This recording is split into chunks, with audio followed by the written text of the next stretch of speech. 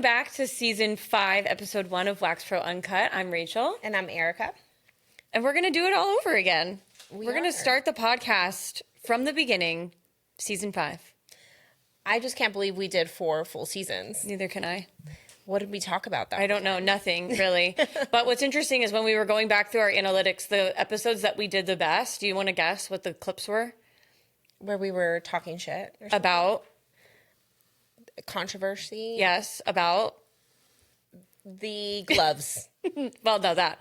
No, the big wax chain that we worked for. People loved the tea is hot when we talked about corporate waxing. Well, if you think about how many thousands and thousands and thousands of waxers started there, I mean, it's super relatable. Yeah. Everyone knows what it was like. Well, and everybody has a story from there. Everyone has something to say. So that one did really well. Anyway, that's not what we're talking about today.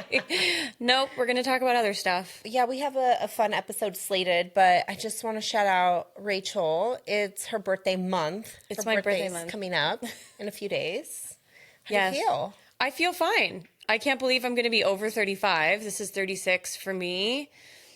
I've had a child for almost 10 years, which is crazy. That really blows my mind. But yeah, I feel good. I don't really care about my birthday. We celebrated this weekend. We went to brunch and it was fun. And my lovely husband behind the camera is taking me to dinner on my actual birthday, Thursday. We're going to Durant's. Have you been? I went before the remodel. They Yes. closed for a while. So right on. I was just going to say, Eric, where are you taking her? But Durant's. Durant's. All right. Yeah, so dinner and then, that's it. That's it. And then you have a birthday right after me. I do. So you're a Pisces then. I'm a Pisces. Do you resonate? I don't know. I don't know a whole lot about astrology. Really nothing other than I am a Pisces. That's about it. And that I'm emotional and I'm a water sign. So Wow. Who taught you that stuff? probably you. And just memes on the internet about Pisces. Yeah. But Well, I resonate with it because I feel that I've basically fired every Cancer I've ever hired. So I think there's something there. that's very interesting to me. I'm That the for trait real. is that. It is like, yeah, legit. And okay, you're not supposed to do this, but I do this. When I've hired people, I look at their birthday and I'm like, oh, fuck. Like, You're making notes like. yeah, I'm like, oh, Cancer. great. Here comes the Cancer. It's just really the Cancer. So do you have, like when you've dated in the past, do you date the same sign? Okay, do you remember the devil I dated when I was 19? You do. Do I say the name? Yeah, say the name. Fuck Was it him. EJ? Yeah. Yeah. He was a Cancer. Oh. I think that's where it all started. This is where it- PTSD. Big yeah. So he was a Cancer. And then actually, are we going through my dating profile? Okay, so him. And then I guess from there, an Aquarius is who I married. So they're cool. I like Aquariuses. I like them enough to marry them, apparently. Apparently. And Made the cut. a Capricorn. I dated a Capricorn. And allegedly, like, caps are like... Caps. No cap. Caps are like a good sign for me because Nick, who's my bestie, he's a Capricorn. We just really vibe, and they love money. So They do? yeah. I love the chase of getting money, but they love money. They love money. Yeah. So when we went to Vegas a couple years ago, I lost my ID and I didn't realize it until we got out to the club. And it was so embarrassing because I'm of age and they asked for my ID and I didn't have it. Like I looked at Eric, I'm like, you have my ID, right? And he's like, no, you don't have. And the guy was almost going to let me in, but he goes, what's your sign? And it caught me so off guard. I obviously know what my sign is, but I was not expecting him to ask the question. So I fumbled that. And I was like, I'm a Pisces. And I looked like a liar. And so he's like, I'm sorry, I can't let you in. But I thought that was a really good question as a bouncer if you're trying to catch someone underage, because a lot of people, or I mean, at least I don't know anyone else's like birthday window correlation to their sign. I only know my own. And even in that moment, I didn't know it. So When I was underage, I had a fake ID, and I remember being asked. were you a that. Cancer on your face? No, I didn't know. Oh, Because you got caught. Yeah, I did get caught. They took the ID and I was really embarrassed. And now it's up on the wall at Pomeroy's somewhere. Probably. Probably. She's blacklisted. She Well, can't what's come funny, in. it was a Mexican ID. Oh, like from Mexico? Yeah, yeah. Oh my gosh, your name's Mohammed. That's hilarious. I'm gonna cry. Probably. Wow. Oh my god. I was like 36 in the photo or something, like in the ID. Well, all the kids have fake IDs. I never had a fake ID, but like Eric, all of our clients, or a lot of them, like the high school teenager, they all Have what? one, because they all go to the dive bars. They Like, don't when even- we go they out, don't even we run drink, into though. our high school clients when we're out. No. Yes, it's crazy. But I think, I mean, and a lot of them, they'll drink before they go out, but they're actually just out to be social and like look cool at a bar. A lot of them aren't drinking. Yes. Like, Okay, so this is what I've learned is these kids don't drink the way we used to. Like, I didn't drink in high school. I drank after high school, but like you did, because you partied really hard in high school. You were drinking like jungle juice out of a bathtub at somebody's house, I'm sure. it was one time. Yeah, It was that's one one time freaking too many. time.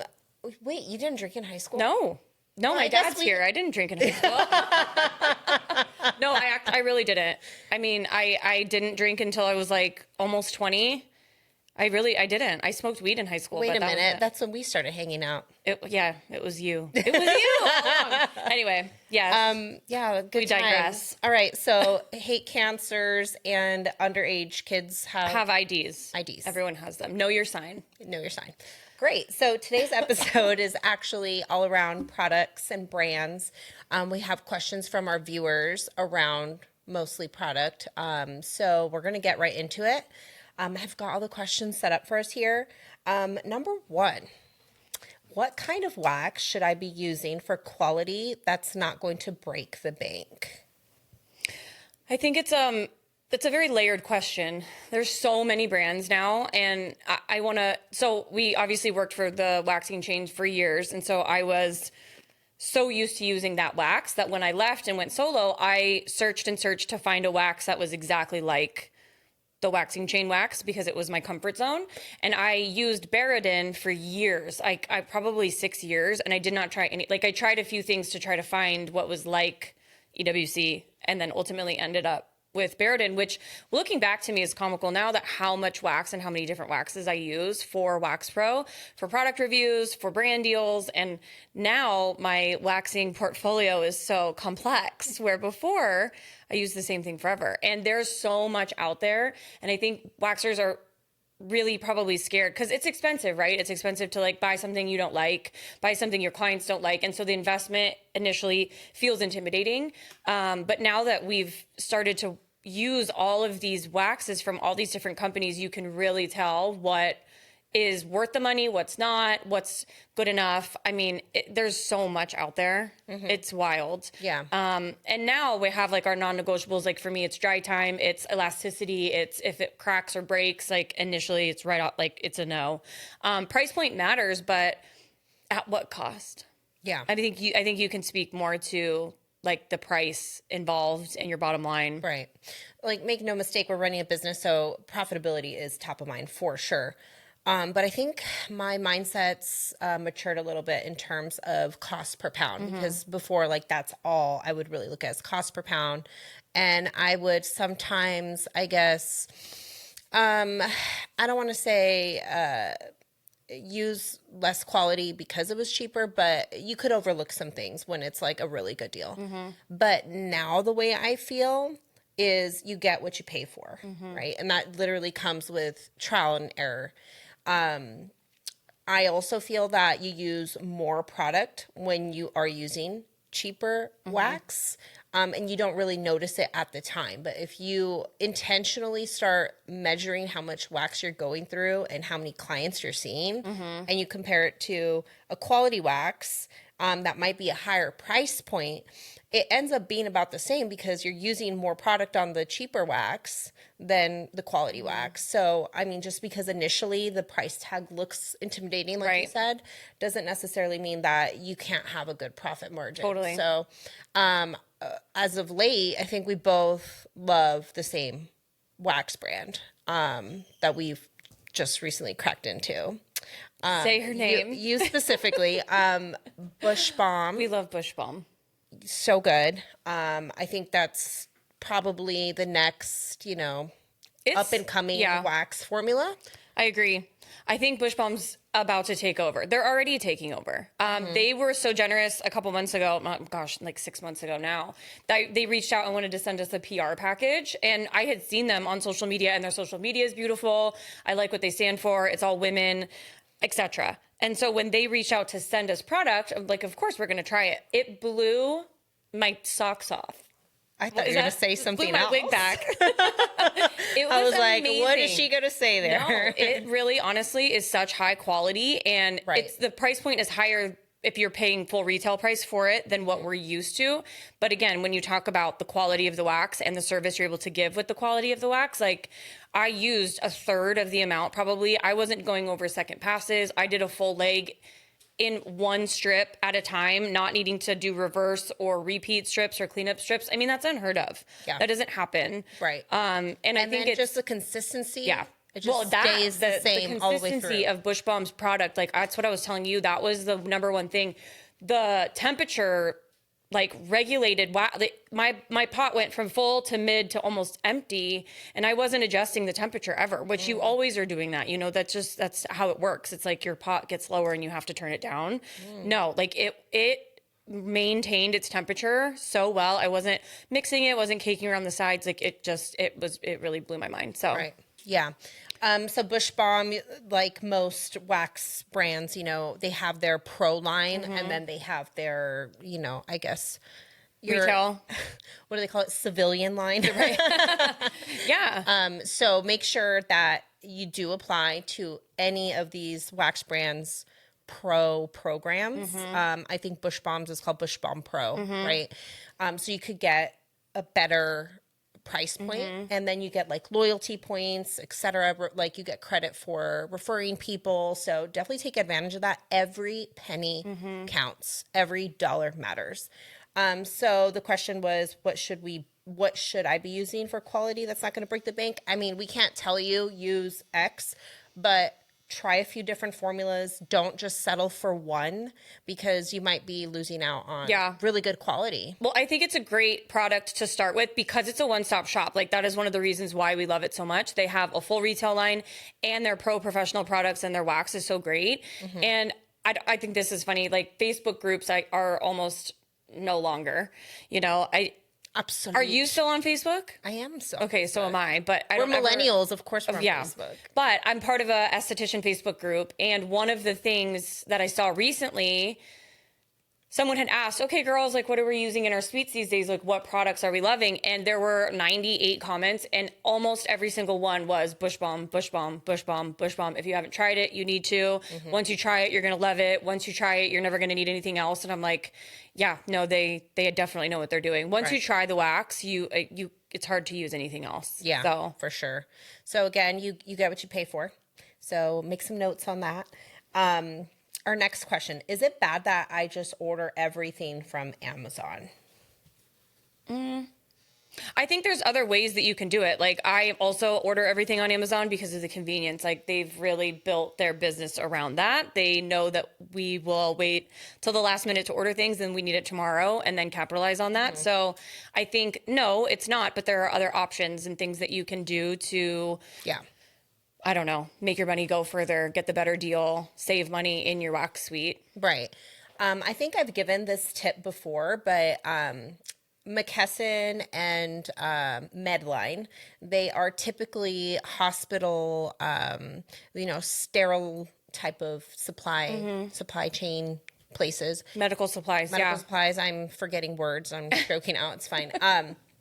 But you apply for professional accounts. You have to have an EIN in order to apply for an account with them. But you can order things in bulk, and it's honestly the best quality at the lowest price you're going to find. It's going to be Amazon. And I've given this tip before, but if you could form a little co-op, like if you have another friend who's a waxer and uses the same supplies, order in bulk, get those price cuts, those breaks, and just split the cost. But obviously you got to know and trust the person. I don't think it's bad to order everything from Amazon either. I mean, I would not recommend ordering your wax. No. In fact, I did one time. We'll talk about that later. But yeah, it's going to be way more expensive for your wax on Amazon because you're not getting your professional discount and your points and stuff like that. But convenience, I get it. Like even Costco, I feel like Costco has, the paper products, gloves. Like I know a couple girls that they only order or only get their gloves from Costco because they're cheaper. I'm like, I've never bought my gloves from Costco. But if you can create some sort of inventory spreadsheet and keep track of what you're paying so you know what the price to beat is, I think that would be Yeah. helpful. The only thing to really consider is consistency in your products. You don't want to have a ton of variables going on because maybe someone has a reaction to the gloves that you just switched to. If you're constantly changing your product, you can't really pinpoint what caused the reaction. Right. That was a bad example, but I was just thinking about latex, you know, Yeah, like the what if nitrile there's versus latex, yeah. exactly. So yeah, that's just a little disclaimer with Amazon. Okay, so the next question here is, what are some brands you ladies love?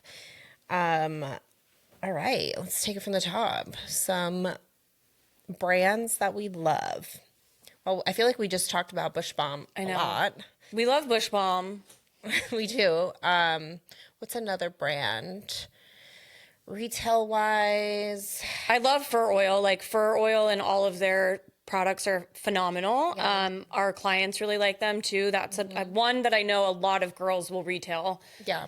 It goes very well hand in hand with waxing, the softening of the hair, the exfoliation, the post skin care for sure. I feel like people really sleep on Satin Smooth just because it's so old school, like it's been around forever. But honestly, their back bar stuff, like their pre-wax cleanse, their post-wax cleanse, like all that stuff, you can't beat the price and the size for your back bar. I also do really like Waxness's miscellaneous price points. Like they actually sell gloves and sticks like really low cost. Oh, I've never actually surprisingly. looked at that. Yeah, I know. I was messing around with that menu and like the drop down. I was like, wait a minute, they sell random paper goods at really good price points, surprisingly. But in terms of like formulas right now, for sure, Bush Balm. Bush Balm.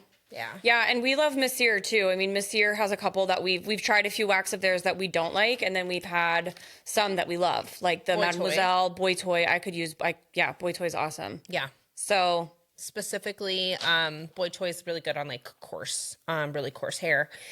Okay, so let's see. Next one is, oh, this is a good one.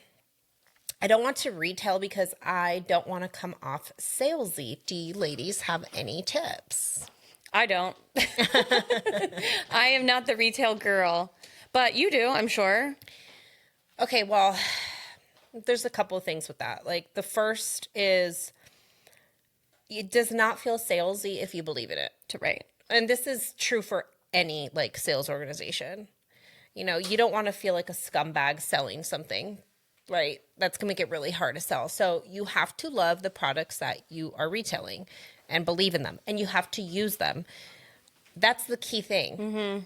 If you use them and you love them, you're just talking about it to a friend, essentially. Like, oh my God, I love this product. Or like your self-tanner, for example. Like if I said, Rachel, do you have a good self-tanner? All you would say is, yeah, this is what I use. I love it. I use it all the time, right? Right.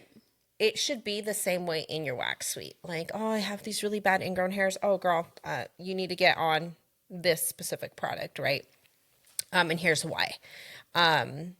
Because I've used it and it's worked for me. So that's my main tip is make sure that you love what you're retailing. And if you don't, then you're not selling. You don't have the right retail line in front of you.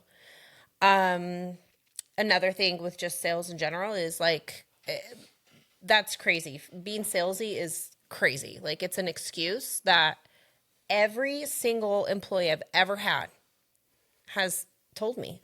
I didn't get in the industry to sell. Like that's what I hear. I didn't get in the industry to sell.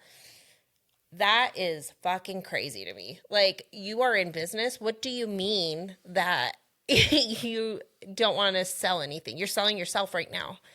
Why should they come back to you? Right. You don't even know the ingredients in your products and you're an esthetician.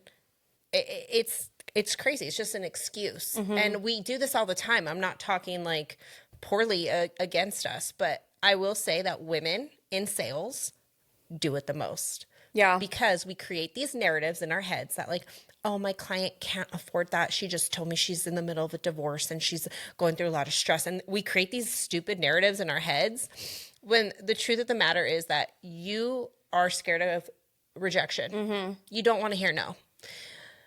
the truth is, guys have dealt with rejection far more than we have. I mean, think about it. They've had to literally ask chicks out on dates and get rejected since they were like, what, 10 years old? You know, From the beginning of time, it's they've a no. been rejected. It's just another no to them. So that's why guys do better in sales. sales. They do. They're like hardcore like that.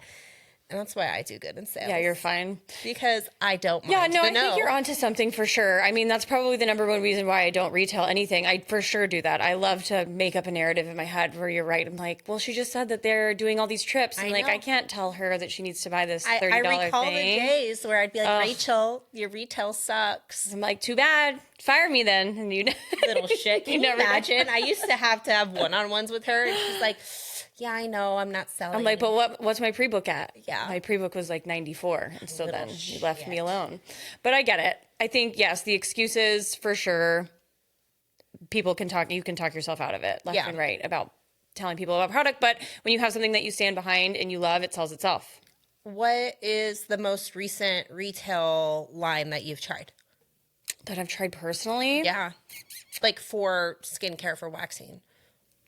Bush Balm, honestly. Really? Yeah, because I've used fur and PFB? PFB forever. PBS. PBS kids. And I like it a lot. I think that Their oil or the what? oil, the sass, the spray. Okay. The sass spray is super good. I have a very fair complected client. And I do her legs and she always gets like super red. You could see every follicle. The sass, I sprayed it on her last time. She only had 2 ingrown hairs, and normally it's like a ton ingrowns all over. But her skin like calmed down right away. So yeah, I like sass as well. But you're using what, the oil for ingrown hairs or what? Yeah. Yeah. Yeah, I have a client who really likes that too. I feel like this whole episode's just bush bombing. All about Bush Balm? Yeah. It makes sense though. It's a really great product line. So okay, let's move on. Oh, wait. I want to say one more thing about being salesy. Okay. Well, you have to offer solutions to problems as an esthetician, right? If you go to like see a facialist and you have acne, you want to treat that. Let's not forget we're estheticians, right? So they have ingrown hairs or they have hyperpigmentation in areas that it's an insecurity for them. It's our duty as estheticians to treat the skin. Right. So if you're still stuck on this, like, this feels salesy, like you're just doing your client a disservice. So that's just my last thing. If you need help breaking through that, and I will help you break through that because we got to retail some stuff. You can do it. You can do it. Okay. The next question is, I'm scared my clients won't pay more. Oh, I think that's on the tails of if you're using a higher quality wax or product, then you would need to raise your prices to reflect that, right? I think that's also silly. I mean, we need to raise our prices as beauty industry professionals kind of regularly, appropriately anyway. If you're going to use a higher quality wax and the price point's higher in order for your take home to make sense, you're going to need to raise your prices. I think it goes back to what you just mentioned about the narrative, right? It's like we make assumptions for our clients all the time that they can't or won't afford something when they can. I think the easiest thing for me to do is like, okay, so you raise your wax by $10. That's literally one coffee, one day, one time a week. People can pay that. They can and they will. And we have to give them the opportunity to, and not being scared to do that. Like for me, raising my prices have never been intimidated by for whatever reason, because I'm scared of pretty much everything else in life. So, but I don't know, the confrontation that comes with that of needing to raise and feeling like someone might have something to say about it.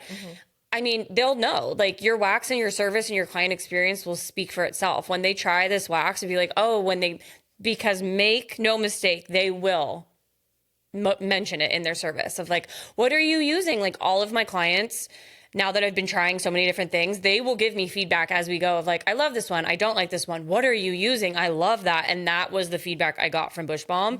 Girls were like, this isn't hot at all. This is so much cooler than your wax normally is. And so they'll know it. And that's an easy segue into, I know I'm trying this luxury wax. You don't even have to say luxury, but I'm trying out a new product, and it might make it easier at the end of the service to be like, my prices went up. You know, that wax that we were just talking about, you know, you get what you pay for, and it is a little bit more expensive, so I had to raise my prices. I've never actually made an announcement about that. I just raised them. But I think the quality of the service will speak for itself and make it very easy for that shift to happen kind of organically. Yeah, for sure. I think, well, number one is you have to know your numbers. You obviously don't just raise your prices to raise your prices, but inflation's real. Your cost of goods is increasing. Like, that's a very real thing. Depending on rent, like sometimes when you go to renew, like they might hit you with, higher rent. These are real things to take into consideration. If you don't know your numbers, if you don't know your costs per ticket, meaning what does it cost for me to render a service? Call it $4 per ticket or whatever. If you don't know your marketing costs per ticket, like how much you spend in marketing divided by how many tickets you see. If you don't know your overhead cost per ticket, meaning what it costs to pay rent, my lights, water, all the things, divided by how many tickets you see, and you get a baseline number, you're up to about $33 to $35 just to service a client. If you're paying for marketing, you have your own rent, etc. So if you're only charging $60, you're making $25 on your Brazilian. So, you have to understand what your numbers are. And if you don't, that's okay. There are resources. We provide several free resources To figure that number out. Yeah. Yeah. So be sure to take advantage of that. If you go to the link in our bio, we have free digital products and we give a lot of free stuff around just measuring your profits. So there's a little tip for you there. All right, moving on. And I'm going to break there. Are we good on the camera? Yeah. Okay. I just want to double check before we keep going. Okay. Okay, moving on. The next one says, I am typically booked out a few weeks, but I don't feel I am making the money that comes with that. What could I do better? Raise your prices.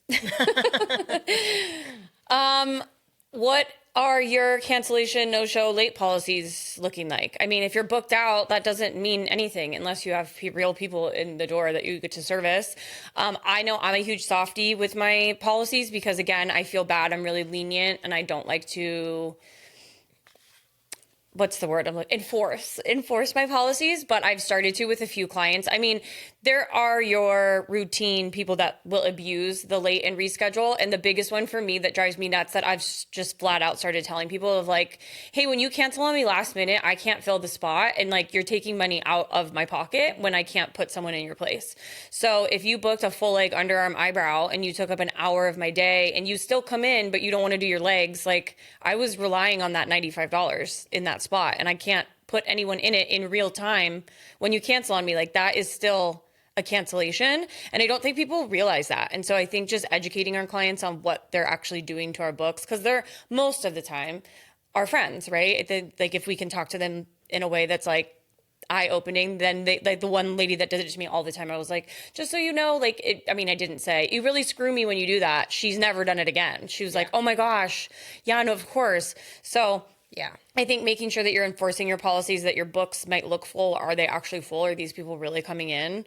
right. Is a huge deal. And what's your client experience like? Are you giving away free services? Are you not booking yourself appropriately? Like I get that once we work for ourselves, we can like cushion our schedules to have more time per client to be able to not rush, but are you capitalizing on your time and actually getting as many clients in as you need to? I think we can become not lazy, but it's easy to cushion our schedules to be like, oh, I'll drag this client out 45 minutes so I don't have to rush. But if you could fit another client in their place, then obviously you're going to make more money that day. So things like that. Yeah.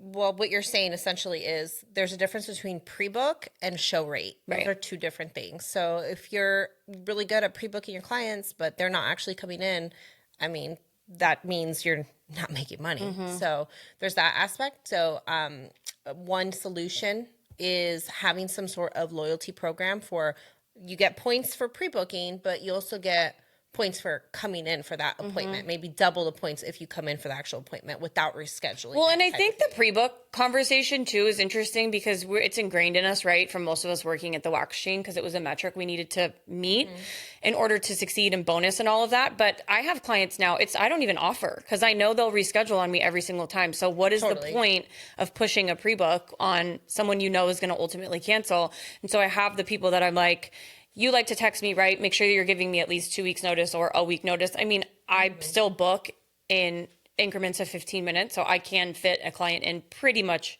any day that they need it. Right. I mean, maybe not the exact 2-hour block they want, but I can make room for them.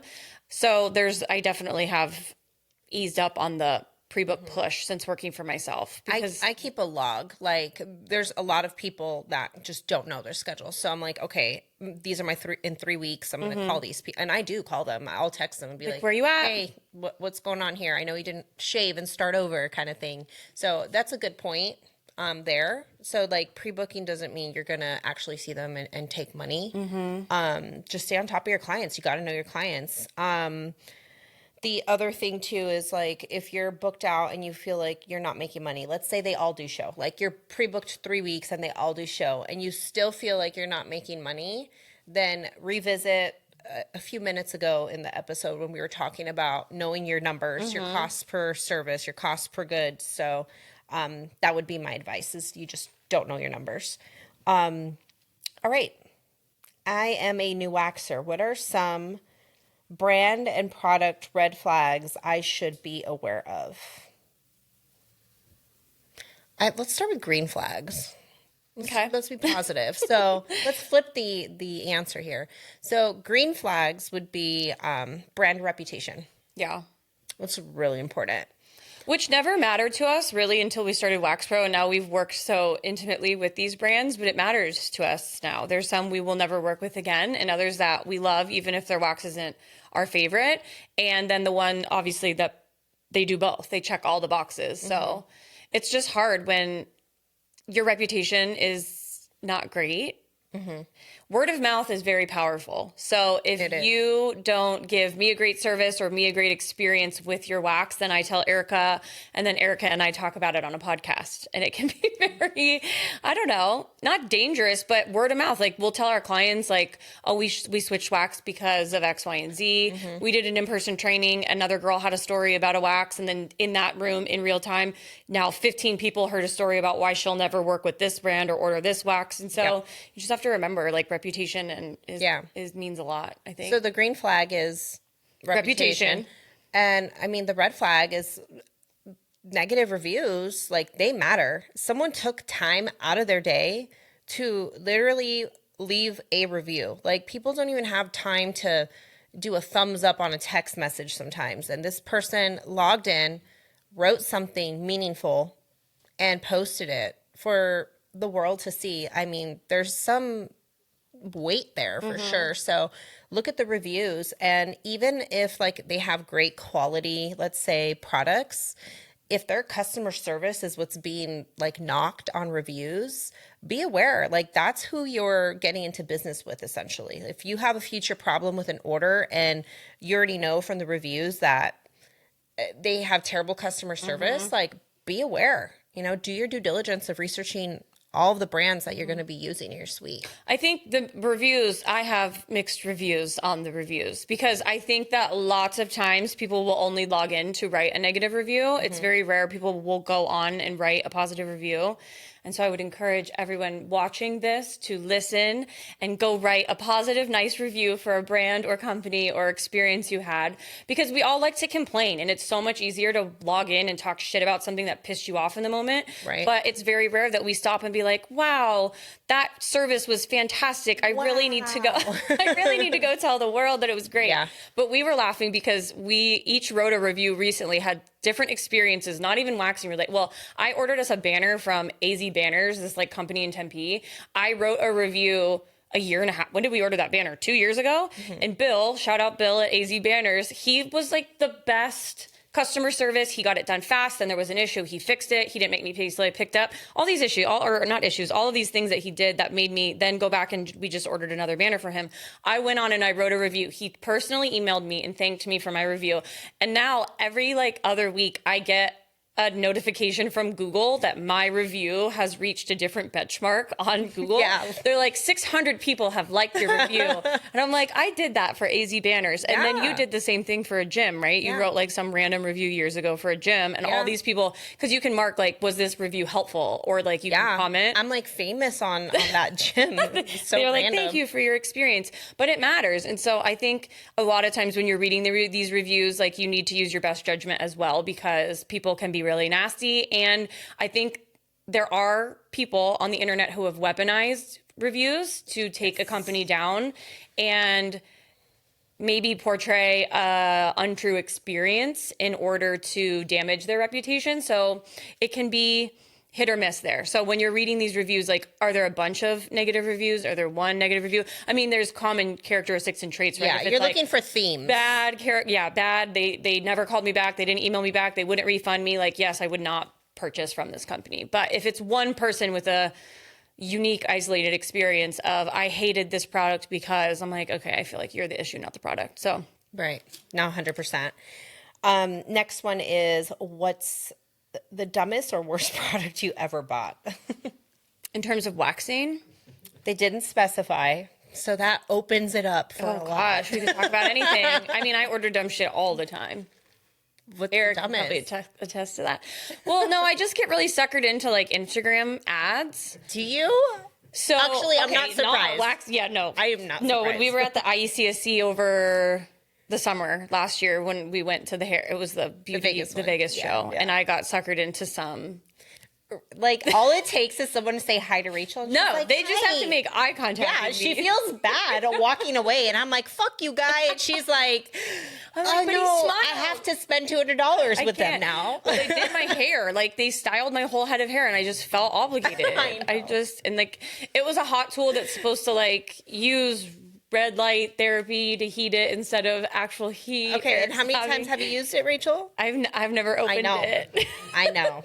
Okay, that was a bad one. That was a really dumb one. In my actual wax suite, though, I don't know. I ordered like silicone inserts or like the stir sticks, which I like the idea of, like for sustainability reasons. But for whatever reason, no company has mastered making them tall enough. enough to not fall in your pot. I literally submitted this. Like, first of all, someone's going to do it now, and we're missing out on the money. That's going to Cut happen. this out. Cut it out. But I actually told the manufacturer of a wax a brand wax brand about that. that needs to happen. Yeah, they need to make them like 3 times the length because they fall and they sink They're into your 9 wax. inches. It's You so need to be stupid. 14. Right. That's all I'm saying. Yeah, that's stupid. I mean, I also, when we were doing some training stuff, I bought like a mannequin face to try to show like nose and ear wax, and it didn't. I returned it. I think we get like, I don't know, it's hard. And it's the same reason why I feel like people are scared to try new wax and try new products and try new implements and tools. It's like, it sucks to buy something that sucks and then you can't return it, and then it was a waste of money. And so like I've bought a ton of tweezers over the years. Like, tweezers I feel like are the hardest thing, because my favorite tweezers I've ever owned were like $4 that I bought at Ross, and they're like an off-brand that They're always so and hit you or can miss. never find the same brand Nope. again. You'll even if you do, you buy them and they're not the same quality, and so they're just so. That's a hard one. So tweezers, I've tried a ton that have not been great, but actual bought online and was the worst thing ever. I bought a present for Bennett, my son, for Christmas, and it was an Instagram ad, and it was like, he's into Spider-Man, and so there are these webs that like are supposed to shoot out, Yeah. but like retract. Yeah. You've seen them. Like 6 people sent them to me, like, Bennett needs these, and I bought them. I wish I would have kept them so I could pull them out right now. It was a glove for each hand, a long string, and like one little piece that you're supposed to like Velcro to here. It didn't have the mechanism. It was like total bullshit. They were like $68 Oh my God. with shipping. Talk about tariffs. No, like they were like $22.99. And then once you went and checked out through Apple Pay, it was like, oh, they're actually coming from China and they're 3 times the cost. So that was bad for me. Oh. What about you? Have you bought anything for your suite that has... Okay, Locked? yeah. Well, no. I actually bought a personalized little wax pot for my home when I had Savage. Like it said, like your logo on it. No. I had my full wax suite like across town. Right. So I wanted a personalized little pot at my house for like my nose and my lip. Okay. And so I get on Amazon and I order just like one of those kits that comes with wax beads and like little sticks and like the little pot. Right. I'm like, well, certainly this can't be terrible. It's hard wax, whatever. And the bags come in and they look super sketch. And I'm just like, this looks like the Walmart of like wax. That wax was so terrible. It was Oh, I thought you were gonna say great. I'm like, it was insane. Like I would lay the strip, it instantly cracked in multiple places. it lights on fire. I was picking off pieces. My lip on this side was like raw. Bruised. It was ridiculous. I was like, okay, yeah, this is You get what you pay for. Right. So I did keep the little wax pot, just the wax beads. I threw them all away. And it came in like 7 colors, the same Of wax. course it did. Yeah, it was like, purple, white, whatever. So that was terrible. But I'm a product junkie. I could talk product all day. I order shit all the time. It's ridiculous. I have a lot of fitness stuff, recovery things. Like Makeup, like you're good at trying new makeup stuff where I'm just not. I don't know. I don't like to spend money on something I'm not going to like. And so I need somebody else just to hair recommend. curlers, nothing else. Just hair straighteners at a beauty show. Yes. No, I need somebody else to have the experience of like, oh my gosh, you need this under eye cream. It's going to change your life. Not me go look at the store and read reviews and pick out 3 to try. Like, it's just is such a waste of money. Makeup is like a weird thing for you. I feel like that's like an outlier product for you need to just tell me what to buy. Like, I've used the same shit for years and years. Right. I just branched out, though, and bought new makeup, so. I know. I was proud of you. I know. Next question. Product that wowed or surprised you, whether it was tools, pre, post-wax, or wax formulas. Well, I just was talking about the opposite of that. What hasn't wowed me? The implement issue is just so hard. I don't know. I mean, I love Back to Bush Balm. I mean, we're really like talking all about Bush Balm, but their SAS spray, I loved that. I was very surprised by that. I wasn't expecting to like have such a strong opinion about it. Right. I just thought like, oh, what a great product. Like, that's a good idea. I love the spray. I love that it's so versatile that you can use it before, after, and it really, really impressed me. So right. It repairs the skin barrier, in case you're wondering what the SAS spray does. It's great. I like actually their vajacials. I just started getting into that. I think it's a really easy add-on. I think a lot of people have ingrown hairs and skin issues in that region. We take care of the skin on other parts of our body. Why wouldn't we do that for our lady bits? So yeah, my girls that are doing that really like it. It's a $20 add-on. I also do some steam and some extra things as well, but I think that really softens the skin and makes extractions easier. And then the vajacial cools it and at the end to wrap it all up, restores her back. So yeah, those are, I think, outside of Bush Balm, do you have any that have surprised you? I wouldn't say surprised me, but I've said this on multiple occasions. You must have colloidal silver in your wax suite. You have to have it. It is like taking notes. Yes. Super universal. It treats anything. It's a natural antimicrobial, and anything that like you accidentally lifted because maybe they're on skincare, or I've had clients come in for non-waxing skin questions, and I'm like, you know what? Throw some of this on there. They swear by it. So it comes in gel form. It comes in spray form. I actually linked it on our Amazon storefront on behalf of us. On behalf of us. Good. Because thank you for doing that. I believe in it that much. It's like $11 for a jar, and it's just a miracle treatment gel. So love that. Yeah. All right. I'll order some. Yeah, you should. All right. We're almost through it here. Our last question is, I don't know where to start with retail. I have no time. No time for what? To figure retail out? That's what it sounds like. They didn't really clarify further. So yeah, I think I have no time. That's a lot of business owners' problems. What would you suggest? I mean, you're the business sales girl. Yeah. Where do you begin? Begin with mindset. I mean, it sounds like a mindset issue. It's probably not about retail at all. You probably say you don't have time for a lot of other things too. Do you have time to call your mother? Right. Well, I mean, anytime you say an excuse, for example, I don't know where to start with retail, I have no time. just replace it with the I words. am overwhelmed. It's not a priority. Retail is not a priority for me. That's what you're really saying. Oh, this But is getting so deep. that sounds a lot shittier than I don't have time. Right. I don't have time as an excuse. And again, it's not about retail. You want to make it a priority, then you would do it. So if you don't know where to start genuinely, it overwhelms you, and then you like just put it on the back burner. There's resources. Reach out to these companies. Tell them exactly that. I don't know where to start. They're probably going to send you some free stuff to try. They're going to follow up with you, and they will give you step by step how to register for their online portal. And there's videos and tutorials and all sorts of stuff. Well, yeah, and these brands, they want you to use and sell their stuff. So they 100%. have resources in their team built into helping people just like that. If you reach out, and they'll send you probably a welcome packet or a booklet of their ingredient listings and their trainings that they might offer. I'm sure there's samples, there's free resources for all of them. But I think Bush Balm is a great company to start with that.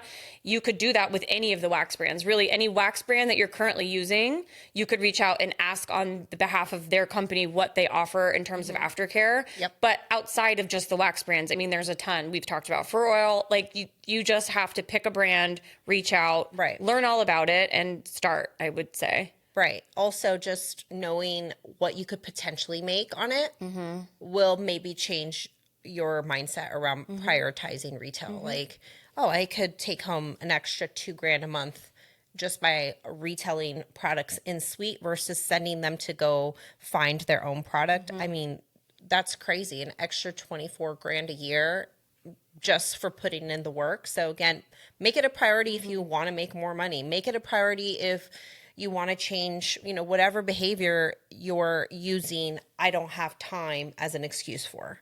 So that would be my tips around it. Yeah, I think that's great. I think that's a really good place to start. And you could even DM us if you are really that overwhelmed. Erica would be happy to help you figure out your retail journey. Yes, I would be. Well, awesome. I think, is that it? Did we just do episode 1? Season 5, we did. We did it. Yay. All right. Happy birthday, Mom. Thank you. All right. Well, that wraps up the episode. Thank you for joining us. And we'll see you next time.